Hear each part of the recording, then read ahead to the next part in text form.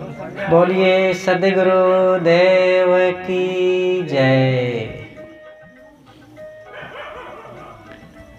ध्यान मूलम गुरुर्मूर्ति पूजा मूलम गुरुपदम मंत्र मूलम गुरुर्वाक्यम मोक्ष मूलम गुरु कृपः। गुरुर्देवो गुरुर्धर्मो गुरुर्निष्ठा परम तपः। गुरु परतरम नास्ति नास्ति तत्त्वं गुरु परम। परम आराध्य सद्गुरु अभिलाष देव जी के चरण कमलों को स्मरण करते हुए मंगलमय पूजनीय संत समाज, सम्माननीय सज्जनों एवं भक्तिमयी माताओं बहनों, अभी हम संतों के जीवन कल्याण संबंधी विभिन्न बातें श्रवण कर रहे थे। सब बातें हो गई है, लेकिन मेरी भी ड्यूटी है, इसलिए आपकी सेवा में मैं भी थोड़ी सी कुछ बातें कहने का प्रयास करता हूँ।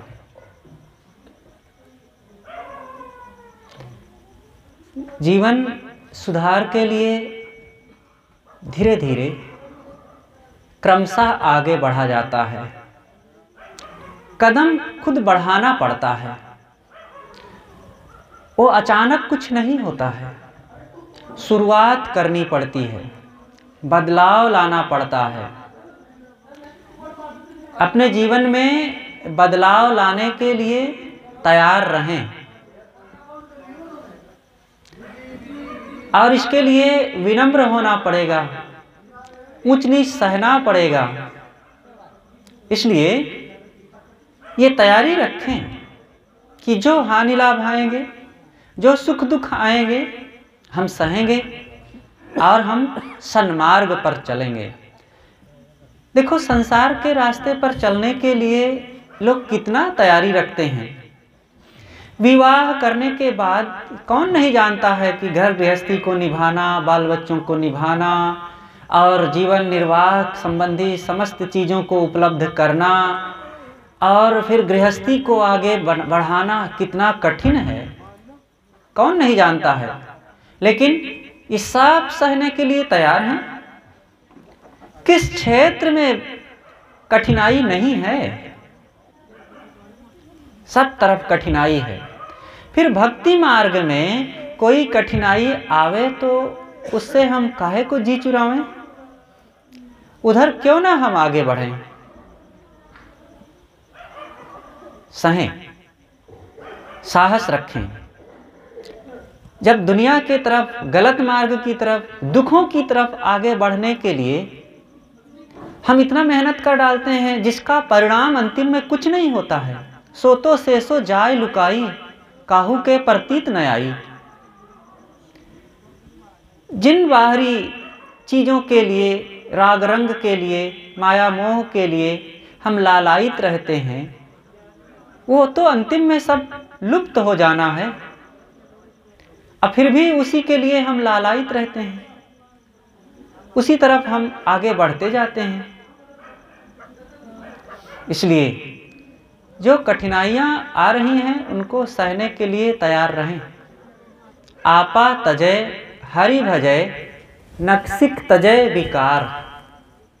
सब जीवन से निर्वैर रहे, साधु मता है सार। सद्गुरु कबीर साहब जी कहते हैं, आपा तजय। आपा का मतलब होता है अहंकार। अहंकार का त्याग करो। नक्सिक तजय विकार। साहब कहते हैं हरि भजय, अहंकार का त्याग करे और हरि का भजन करे। एड़ी से चोटी तक सारे अवगुणों का त्याग करे और सभी जीवों पर दया का और करुणा का भाव रखे। एड़ी से चोटी तक सारे अवगुणों का त्याग करो। और अंतिम में साहब कहते हैं साधु मता है सार, साधु मत। साधु मत का मतलब होता है जहाँ पर शांति, सहनशीलता, धैर्य और सद्गुणों का जहाँ वास होता है, वही तो साधु मत है। तो इन बातों पर थोड़ी थोड़ी चर्चा करते हैं। पहली बात है आपा तजय, अहंकार का त्याग करो। अहंकार बहुत बड़ा अवरोध है। किसी भी दिशा में उन्नति करने के लिए, आगे बढ़ने के लिए अहंकार का त्याग करना बहुत जरूरी है। अहंकार के कारण व्यक्ति किसी भी दिशा में वो आगे बढ़ नहीं पाता है और अपनी बहुत बड़ी हानि उठा बैठता है। अहंकार के कारण आदमी अपने भाई से, अपने पिता से वो बैर विरोध कर डालते हैं। इसलिए अहंकार को बिल्कुल अपने दिल दिमाग से निकाल दें, सरल बने, विनम्र बने। एक मूर्तिकार था, वो मूर्ति बनाता था। मूर्ति बनाते बनाते उसकी बहुत लंबी उम्र बीत गई, 80 साल का हो गया। उसने सोचा एक दिन कि आजकल में एक दिन मौत तो आएगी, और मौत आएगी तो मेरा सब कुछ छूट जाएगा। काश किसी ढंग से मैं मौत से बच जाता तो अच्छा रहता। वो व्यक्ति घबरा रहा था, मूर्तिकार, कि मैं मौत से कैसे बचूं। उसने एक उपाय सोच लिया। उसने ये सोचा कि मैं अपनी ही शक्ल में 100 मूर्तियां बना लूं, और जब मौत आएगी तो मैं उससे उसी के बीच में बैठ जाऊंगा और मौत मुझे नहीं पहचान पाएगी। उसने यही किया। एक दिन मौत आई और वो जाकर के अपनी ही मूर्तियों के बीच में खड़ा हो गया। मौत अपने कई शागिर्दों के साथ आई, लेकिन देखती है कि अरे यहाँ तो 101 लोग हैं, किसको हम ले चलें। वो पहचान न सकी, लौट गई। जाकर के यमराज से बताती है कि वहाँ तो 101 लोग एक ही शक्ल में हैं, हम किसको लावें। यमराज समझ गए कि मूर्तिकार धोखेबाज है, हमको धोखा देना चाहता है। तो यमराज ने मौत के कान में कुछ युक्ति बता दिया और मौत आई अपने शागिर्दों के साथ। और फिर वो मूर्तिकार जाकर के मूर्तियों के बीच में खड़ा हो गया। तो सब लोग घूम करके मूर्तियां देखने लगे। तो एक कहता है कि वाह क्या बात है, कितनी सुंदर मूर्तियां बनी हुई है। दूसरा कहता हाँ बहुत अच्छी है, ऐसा लगता है बोल पड़ेगी। तो तीसरा कहता है हाँ अच्छी तो बहुत है, लेकिन इन मूर्तियों में एक बहुत बड़ी खामी है। इतना सुनते ही जो सचमुच मूर्तिकार था वो सह नहीं पाया और उछल करके सामने आ गया। कहता है कौन सी खामी है। तब मौत ने कहा पकड़ो पकड़ो, यही है, यही खामी है कि इसने अपने अहंकार को नहीं मिटा सका। तो अहंकार हमें पकड़ा देता है किसी ना किसी तरीके से। इसलिए हम सरल बने।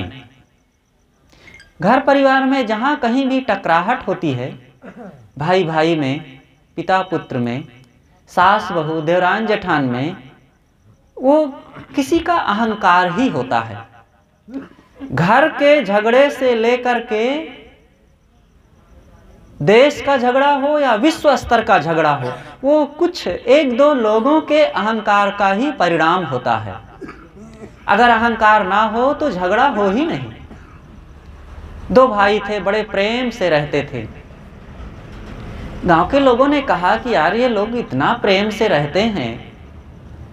तो ये दोनों भाई सोचे कि भैया सब लोग हमारे प्रेम से ईर्ष्या रखते हैं, आओ जरा एक दिन लड़ लेते हैं, सबको संतोष हो जाए। तो कहा ठीक है भैया। तो बड़ा भैया एक ईंटा लाया, रख दिया सामने और कहता है छोटे से कि भैया ये ईंट मेरी है, तो छोटा कहता है हाँ भैया ये ईंट तेरी है, तो कहें तब कैसे लड़ेंगे? अरे मैं कहूँ कि ये मेरी है और तुम कहो कि मेरी है, तो मेरी मेरी में झगड़ा होता है। ये मेरी मेरी छोड़ दें, सारा झगड़ा खत्म। हम अपने से नहीं छोड़ेंगे, जानबूझकर नहीं छोड़ेंगे, तो एक दिन मौत आएगी और छुड़ा देगी। मृत्यु आने के बाद कोई कहता है ये घर मेरा है, ये जमीन मेरी है, ये धन मेरा है। उस दिन सब मेरा तेरा खत्म। एक व्यक्ति था, उसके पास बहुत जमीन थी, वो बेच रहा था, लेकिन उसके बेचने का तरीका कुछ अलग था। 100 रुपया घंटा। इसका मतलब क्या होता है 100 रुपया घंटा? तब उसने कहा कि एक जगह खूंटा गाड़ो और दौड़ करके या चल करके जितनी जमीन आप 1 घंटे में घेर लेंगे उतनी जमीन आपकी हो जाएगी 100 रुपए में। तब एक धनी व्यक्ति था, उसने सोचा कि अरे ये तो बहुत सस्ती जमीन है, हम 1 घंटे में तो बहुत जमीन घेर सकते हैं। और वो खूंटा गाड़ा, पैसा जमा किया, चला, चलने लगा। चलते चलते लगा कि इधर की जमीन और अच्छी है और अच्छी है, और दौड़ने लगा। दूर तक वो दौड़ता रहा, 40 मिनट तक दौड़ता रहा, आगे बढ़ता रहा। लेकिन उसे अब याद आया कि लौटना भी है मुझे, और लौटने का समय मात्र 20 मिनट रह गए हैं। जो व्यक्ति दौड़ करके 40 मिनट तक जहां तक पहुंच गया है, क्या उतनी ही दूरी को 20 मिनट में अब तय कर सकता है? वो भी अब थक करके। लेकिन फिर भी सोचा कि बिना खूंटा तक लौटे जमीन मेरी नहीं हो पाएगी। जोर लगाया और फिर लौटा। इतना तेजी से दौड़ा कि उसका धड़कन इतनी बढ़ी कि आ तो गया खूंटा तक और गिरा धड़ाम से, और राम नाम सत्य हो गया। किसकी जमीन हुई? ये इच्छाएं, कामनाएं, लोभ, लालच, तृष्णा ऐसे ही तो करती है। मन तज मेरी मेरी न होगी यह तेरी, जानत है पर मानत नाही, करत भजन में देरी न होगी यह तेरी। इसलिए हम सरल बने, अहंकार ना करें। कश्चित् धनम ईशावास्यमिदं सर्वं यत्किंच जगत्याम जगत तेन त्यक्तेन भुंजीथा मा गृध्र कश्चित् धनम। धन किसका है? ये धरती किसकी हुई है आज तक? इस धरती में कितने बड़े बड़े राजा महाराजा आए, बादशाह आए और सम्राट आए, सब इसी धरती में समा गए। धरती वैसे ही है आज, और धरती को अपना बनाने का दावा करने वाले इसी धरती में लीन हो गए। हम आप कब तक इसमें रहेंगे? काहे को दावा कर रहे हैं? जहां दावा करना चाहिए वहां करते नहीं हैं। आप अपने आप पर दावा कीजिए, शरीर पर नहीं, धन पर नहीं, घर पर नहीं, बाल बच्चों पर नहीं, अपने आप पर। आप कौन हैं? ये फिर अहंकार नहीं रह जाएगा, ये स्वीकार भाव, आत्म भाव रहेगा। आप देह नहीं, अविनाशी आत्मा हैं। आत्मबोध इसे कहते हैं। सारे अहंकार को मिटा करके हमें सरल बनना चाहिए। कुछ किसी के साथ रहता नहीं है। गए राम और गए लक्ष्मणा, संग न गई सीता ऐसी धना। जात कौरवे लागु न बारा, गए भोज जिन साजल धारा। अच्छे और बुरे सब चले जाते हैं, केवल कर्मों की कमाई उनके साथ जाती है। इसलिए हम कर्मों में पवित्रता लावें, क्योंकि वही हमें सुख देंगे आज और आगे भी। दोहरा लाभ होता है। अगर आप अच्छा आज करेंगे तो वर्तमान का समय बढ़िया बीतेगा, लोग आपसे खुश रहेंगे, आपका मन सदैव प्रफुल्लित रहेगा। तो वर्तमान में अपने और दूसरे सब लोग सुखी रहे। और इसका परिणाम यह हुआ कि भविष्य सुधर जाता है। लोक और परलोक, आप आज अपने जीवन को, इस वर्तमान जीवन को ठीक कर लीजिए तो वर्तमान तो ठीक, एडवांस में आपका परलोक भी ठीक हो जाएगा, क्योंकि इसी के आधार पर, वर्तमान जीवन के प्लेटफार्म पर ही आपका परलोक, इस जीवन के बाद का समय भी निहित है। कोई ना मानता हो कि बाद में भी जीव जन्मता है, ना माने, वर्तमान में तो सुखी होना सबकी जरूरत है ना। अहंकार करके कौन सुखी हुआ है? इसलिए दोहरा लाभ कमाइए। जब आप हलवाई की दुकान पर जाते हैं मिठाई खरीदने के लिए, तो कहते हैं कि 1 किलो मिठाई दे दो, और आप पैसा दे देते हैं। हलवाई मिठाई देता है, साथ में डिब्बा भी दे देता है। आपने डिब्बा तो नहीं मांगा ना, लेकिन मिठाई तो दिया, साथ साथ डिब्बा भी दे देता है। इसी प्रकार आज आप अपने जीवन को सुधारेंगे तो साथ साथ भविष्य भी, लोक परलोक दोनों उज्जवल हो जाएंगे। तो सदगुरु कबीर साहब जी कहते हैं, आपा तजय, अहंकार का त्याग करो। अहंकार इन व्यर्थ की चीजों का ही होता है, जो मेरा नहीं है। घर, धन, रुपया, पैसा, जवानी, सुंदरता, पद, अधिकार, इन्हीं सब का तो गर्व होता है। धन तो हाथ की मैल है। जो कभी, जिनके पास कुछ भी नहीं था, आज वे करोड़पति हो गए। और समय का फेरा बदला, वे धनवान भी फिर रोडपति हो गए। जो शरीर का गर्व करते थे, बड़े सुंदर, बड़े जवान पहलवान थे, समय का ऐसा बदलाव आता है, सबके ऊपर आता है, कोई नई चीज नहीं है, सबका ये समय आता है। शरीर बूढ़ा हो गया, पोपला मुख लिए, धसी हुई आंखें, उखड़े दांत, मोटी मोटी नसें, पके बाल, लड़खड़ाते कदम, कांपता हाथ, आंखों में पानी बहता हुआ शरीर लिए बेचारे घूमते हैं। क्या रह गया उनका? एक बूढ़ा व्यक्ति था, जा रहा था, कमर झुकी हुई थी। जब कमर झुक जाती है तो अक्सर नीचे की तरफ देखते हुए व्यक्ति चलता है। तो आगे बढ़े, एक नौजवान मन चला मिला। उसने कहा, बाबा क्या खोज रहे हो? उसने कहा, बेटा जवानी खोज रहा हूं, सबकी जवानी खो जाना है एक दिन। आगे बढ़ा वो बूढ़ा। एक दूसरा नौजवान मिला। उसने कहा, बाबा ये धनुष कितने में खरीदे हो? धनुष, शरीर अकड़ जाता है बुढ़ापे में, धनुष जैसा हो जाता है। बाबा ने कहा कि बेटा ये मुफ्त में मिल जाता है, और जीते रहोगे तो तुम्हें भी मिल जाएगा।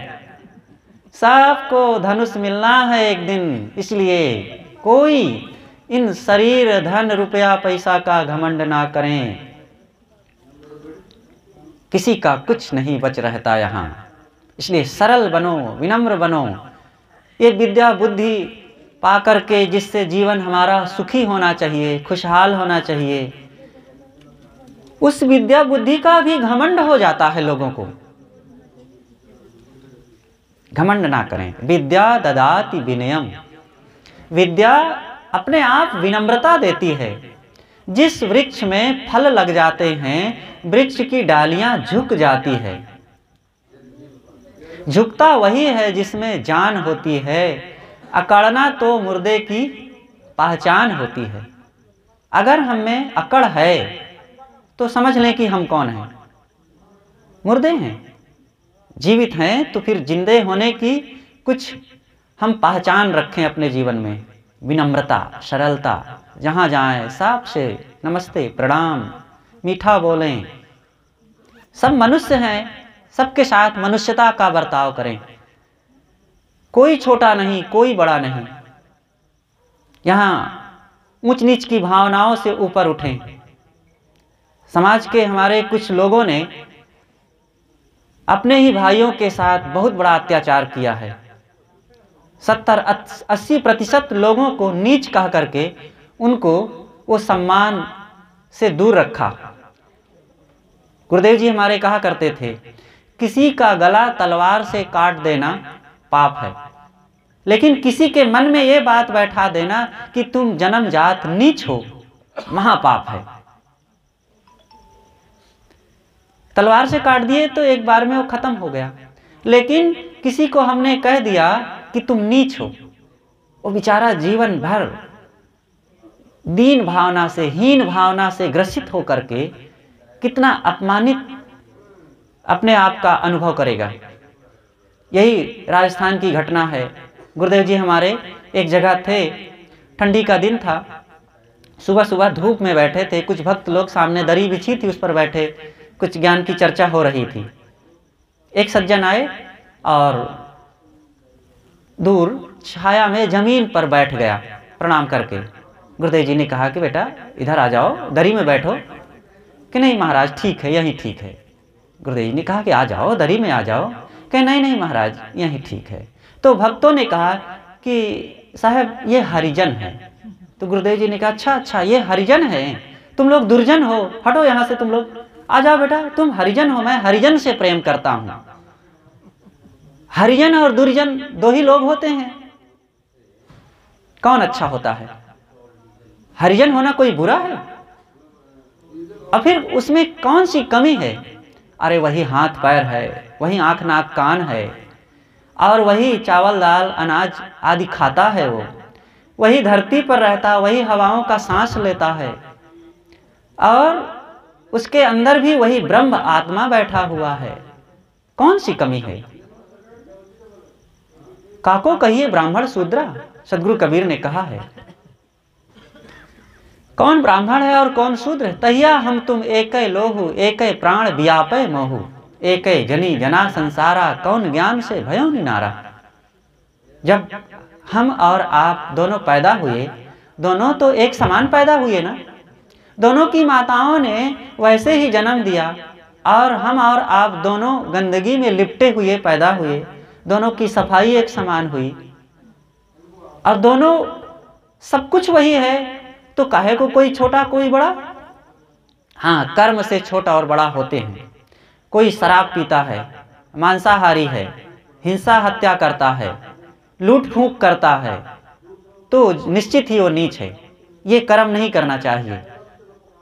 और जो गलत छोड़ करके अच्छाई के रास्ते पर चलता है, संयम साधना त्याग प्रेम विनम्रता सेवा सद्भाव में रहता है, सत्संग और सदाचार के रास्ते पर चलता है, निश्चित है वही महान है।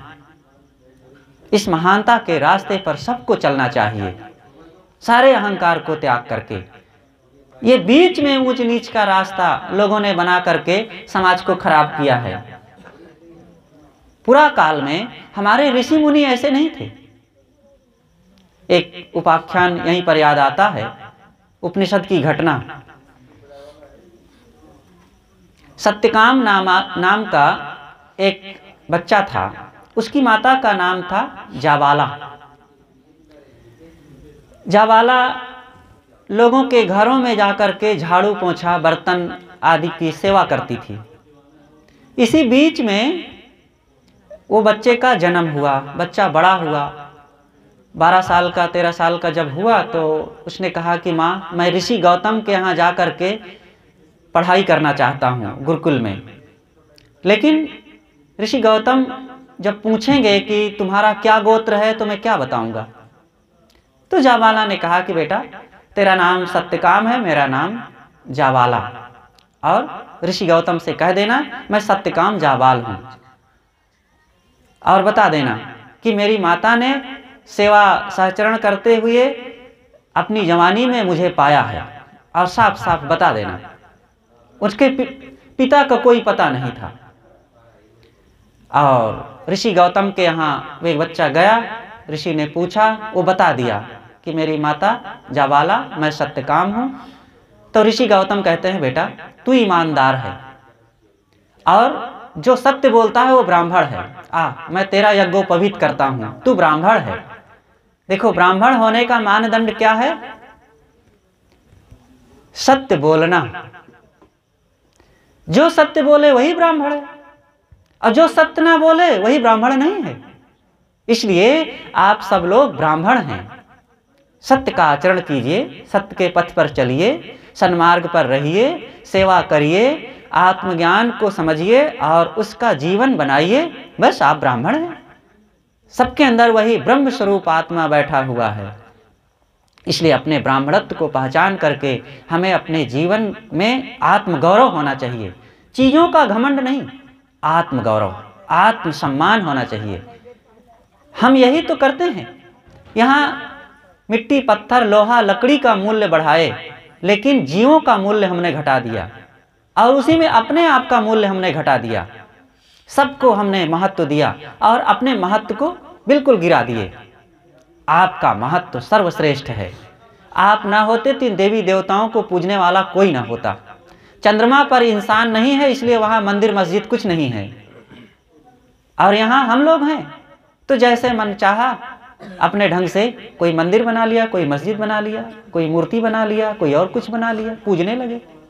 अगर बैल भी कल्पना करता तो कहता कि भगवान 4 पैर वाला, बड़ी सींग वाला, लंबी पूंछ वाला, बड़ा पेट वाला भगवान होगा।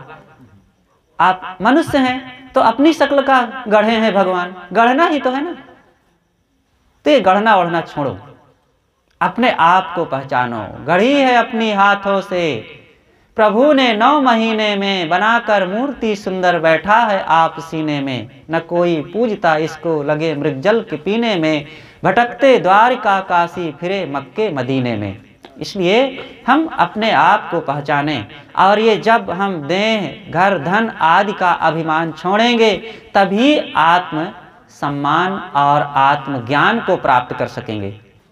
तो सदगुरु कबीर साहब जी का ये कितना कारुणिक और कितना ज्ञान से भरा हुआ ये वचन है कि अहंकार को मिटाओ। इसकी बहुत बड़ी और व्याख्या की जा सकती है।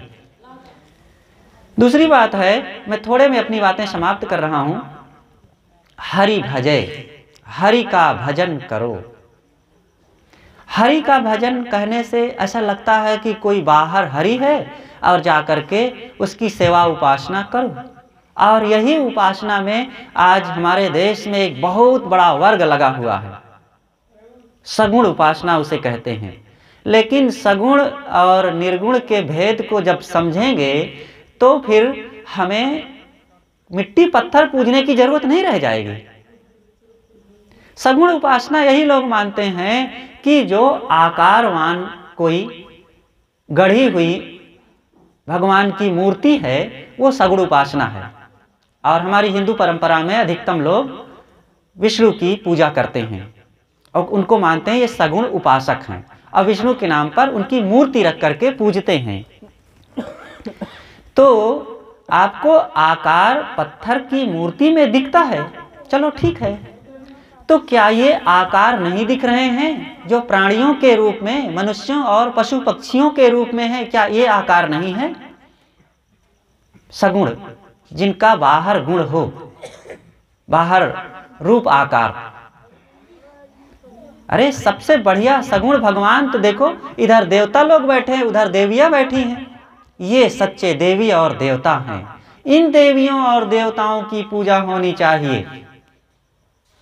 सदगुरु कबीर ने कहा है, सरगुण की करी सेवा, निर्गुण का करु ज्ञान।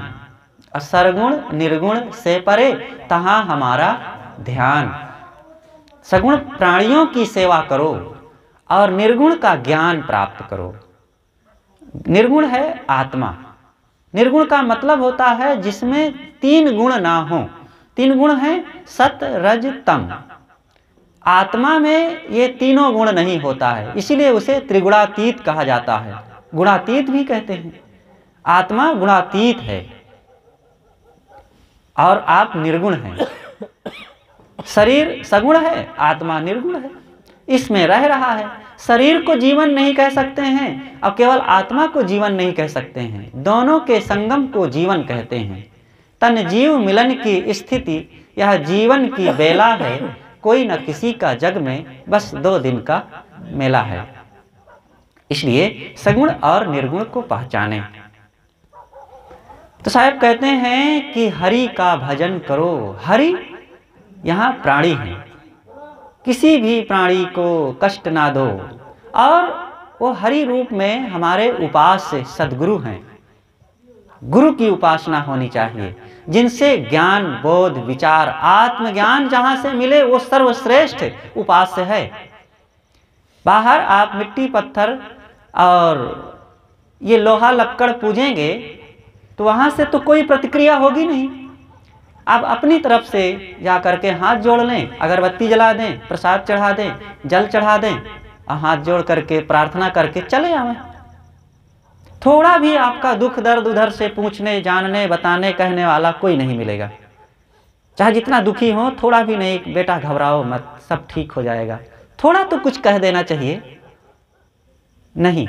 लेकिन इन माताओं के पास, इन देवताओं के पास जाओ, थोड़ा भी आप अपना कष्ट कहेंगे तो ये पिता, भाई, माताएं, बड़ी बहन, भाभी, कोई भी हो, किसी के सामने आप विनम्र हो करके कह दीजिए, जरूर बताएंगे, कुछ रास्ता दिखाएंगे, कहेंगे घबराओ मत, सब ठीक हो जाएगा, जितना बन सकेगा आपका मदद भी करेंगे।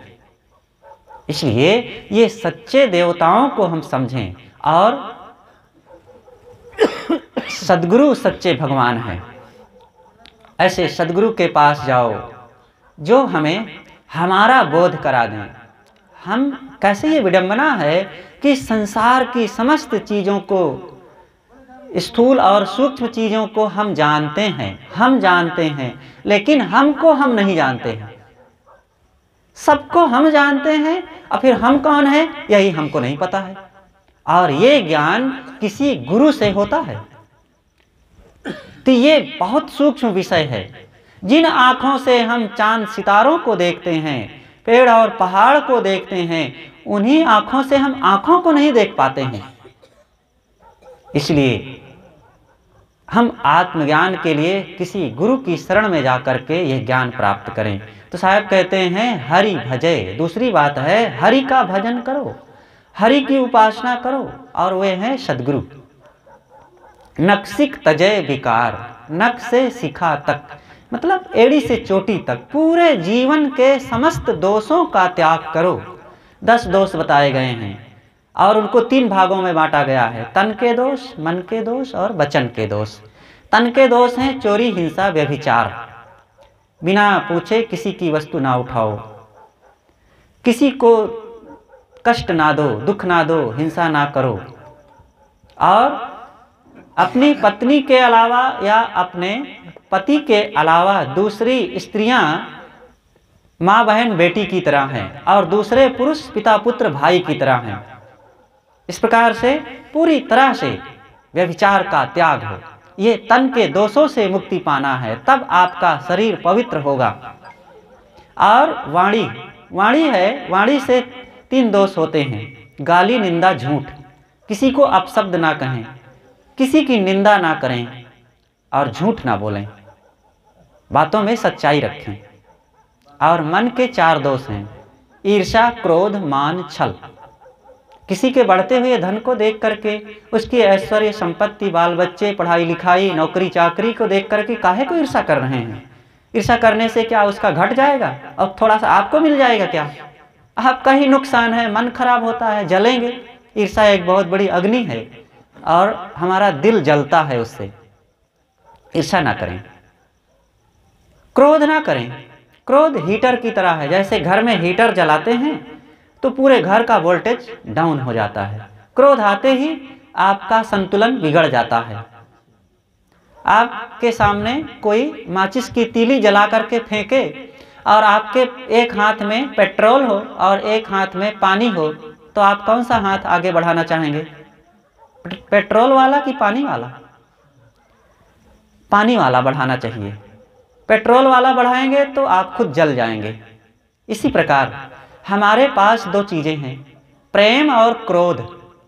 अगला व्यक्ति कटु वचन की तीली जला करके फेंका हमारी ओर, तो हमने क्रोध रूपी पेट्रोल को फेंका तो हम खुद जलेंगे, वह भी जलेगा, पहले तो हम ही जलेंगे। लेकिन प्रेम का पानी उधर बढ़ा दिए तो हम भी शीतल, वह भी शीतल। इसलिए वह काम करें जिससे शांति मिले। मान ना करें, सदैव निर्मानी बन करके रहें, छल ना करें। इस प्रकार से ये 10 दोषों का त्याग हो। तो सद्गुरु कहते हैं नक्सिक तजय विकार, सब जीवन से निर्वैर रहे। सभी जीवों से निर्वैर रहो। सभी जीव संसार में हमारे समान ही हैं, सब चेतन स्वरूप हैं। सबको शांति, प्रसन्नता, निर्भयता पसंद है। किसी को दुख पसंद नहीं है। जैसे हमको पसंद नहीं है वैसे अन्य किसी को भी पसंद नहीं है। फिर हम किसी को क्यों दुख दें? सद्गुरु ने एक जगह कहा है, घाव काहि पर घालो जित देखो तित प्राण हमारो। किसे चोट पहुंचाया जाए? सबको अपने प्राण प्रिय हैं। जैसे हमें दुख पसंद नहीं है, जैसे हमें किसी प्रकार की तकलीफ़, दर्द, अपमान पसंद नहीं है, वैसे दूसरों को भी है।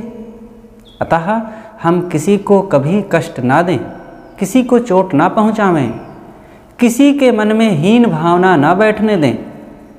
जितना बन सके सबके साथ प्रेम, सद्भाव का बर्ताव करें। और जो लोग जीव के स्वादवश दूसरे प्राणियों को मार करके उसको खा जाते हैं, यह तो घोर अपराध है, पाप है, अपने आप के साथ और दूसरे प्राणियों के साथ। हम स्वयं अपने कर्मों को खराब ना करें, हिंसा हत्या करके अपने मन को मलिन ना करें, अपने पेट को कब्र ना बनावें और दूसरे प्राणियों को भी जीने का हक दें। सब यहाँ इस संसार में सबको जीने का अधिकार है। आप स्वयं जियो और दूसरों को भी जीने दो। जब आप ये मानते हैं कि कोई परमात्मा है और परमात्मा ने सबको बनाया है, तो जैसे हमें बनाया है तो वैसे उन प्राणियों को भी तो बनाया है। वस्तुतः कोई अलग से परमात्मा नहीं है। सभी जीव स्वतंत्र हैं, सब अपने अपने स्वयं कर्मों के अनुसार सुख दुख प्राप्त कर रहे हैं। लेकिन हम अपने कर्मों को बिगाड़ करके किसी को तकलीफ क्यों दे रहे हैं? इसलिए साहब कहते हैं, सब जीवन से निर्वैर रहे, सभी जीवों से निर्वैर रहो। अंतिम में कहते हैं साहब कि साधु मता है सार। साधु मत मानव जीवन का सार है, अंतिम फल है। साधु मत किसी संप्रदाय एवं मतपंथ की बात नहीं है, बल्कि ये सबके अंतरात्मा की स्वाभाविक पुकार है। सभी जीव केवल एक ही चीज़ चाहते हैं, शांति। शांति, जहाँ पर दुख का नामो निशान ना हो। और यह स्थिति तभी प्राप्त होगी जब हमारे कर्मों में पूर्ण पवित्रता आ जाए। और पूर्ण पवित्रता तभी आ सकती है जब हम राग द्वेष से ऊपर उठेंगे। राग द्वेष से जो अति पारा, ताहि चरण अभिलाष अधारा।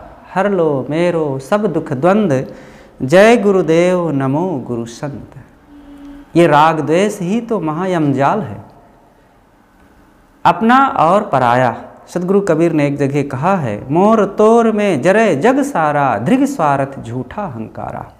इसलिए मोर तोर और इच्छा, कामना, अहंकार, आसक्ति को त्याग करके हम पूर्ण निष्कामता को साधें। और निष्कामता तभी आएगी जब हम मन को पवित्र करेंगे। साधना में बैठें और अपने मन को देखें, हमारे मन में क्या उफान शैतान उठ रहा है। मन को पवित्र करें, संकल्पों को भी शांत करें। और एक समय ऐसा आना चाहिए कि सारे संकल्पों को त्याग करके आत्म स्थित रहें, केवल आत्म दशा में हम रहें। हम मन की दशा में सदैव जीते हैं और मन से भी ऊपर उठ करके जो आत्माकार वृत्ति में लीन होता है और इसी का जो निरंतर अभ्यास करता है, वो मानव जीवन का परम लाभ प्राप्त करता है। आप लोगों के बीच सद्गुरु कबीर साहब की एक साखी जो बड़ी महत्वपूर्ण है, इस पर थोड़ी देर कुछ चर्चा किया गया। बड़े प्रेम एवं उत्साह के साथ काफ़ी देर से आप लोग संतों के ज्ञान गंभीर विचारों से लाभान्वित होते रहे। कार्यक्रम समापन की ओर है। अब हम आप सबको मंगल कामना करते हुए अपनी बातों को यहीं पर विराम देते हैं। बोलिए सद्गुरुदेव की जय।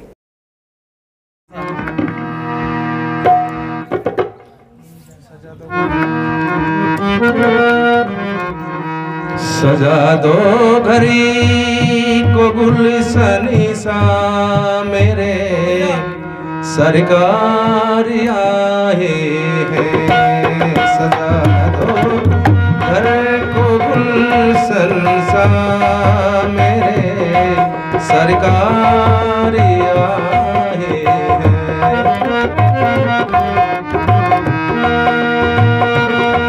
मेरे सरकारी आए हैं, मेरे सरकारी आए हैं, मेरे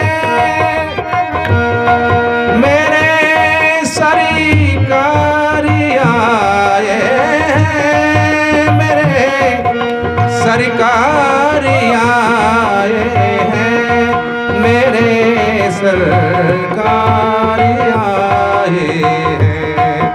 सजा दो लगे कुटिया भी दुल्हन सी, लगे कुटिया भी दुल्हन सी मेरे सरकार।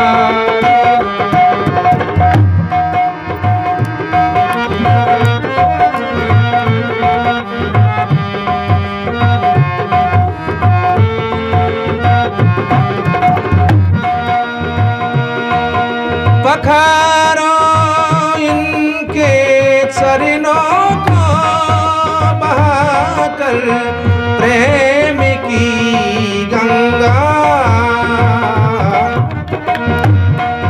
पखारो इनके चरणों को बहाकर प्रेम की गंगा, बहाकर प्रेम की गंगा।